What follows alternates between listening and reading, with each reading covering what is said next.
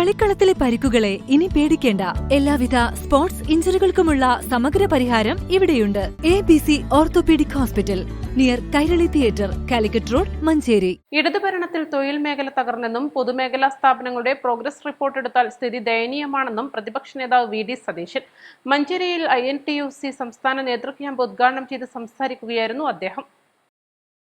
സ്വകാര്യ മേഖലയ്ക്കും പിടിച്ചു നിൽക്കാനാകുന്നില്ല.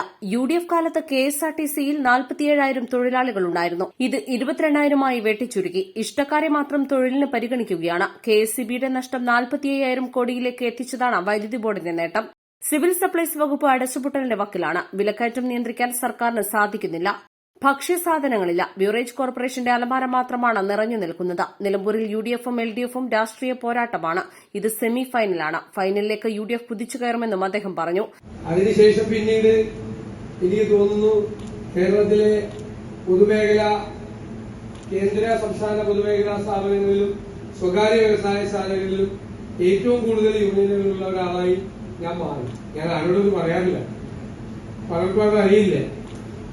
പക്ഷേ തൊഴിലാളി പ്രവർത്തനം എന്താണ് എന്ന് ഞാൻ MLA ആയതിനു ശേഷമാണ് അത് പഠിക്കുകയും മനസ്സിലാക്കുകയും ചെയ്തത്.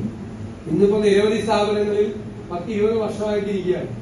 ഇപ്പൊ പ്രതിപക്ഷ നേതാവായപ്പോ ഞാൻ മാറണം എന്ന് ഞാൻ ഒരുപാട് സ്ഥലത്ത് എഴുതി കൊടുത്തെങ്കിലും ഒരു സ്ഥലത്ത് നിന്നും മാറ്റാത്തൊരു സ്ഥിതിയിലേക്കാണ് പോകുന്നത്. പക്ഷെ ഒരുപാട് കാര്യങ്ങൾ മനസ്സിലാക്കാൻ, ഒരുപാട് വ്യവസായങ്ങളെ കുറിച്ച് അറിയാൻ, ഒരുപാട് തൊഴിൽ മേഖലയിലുള്ള നിയമനിർമ്മാണങ്ങളെ കുറിച്ച് അറിയാൻ, തൊഴിലാളി മേഖലയെ കുറിച്ച് അറിയാൻ തീർച്ചയായിട്ടും ആ തൊഴിലാളി പ്രവർത്തനം സഹായകരമായിട്ടുണ്ട് എന്ന സന്തോഷം എനിക്ക് തീർച്ചയായിട്ടും ഉണ്ട്.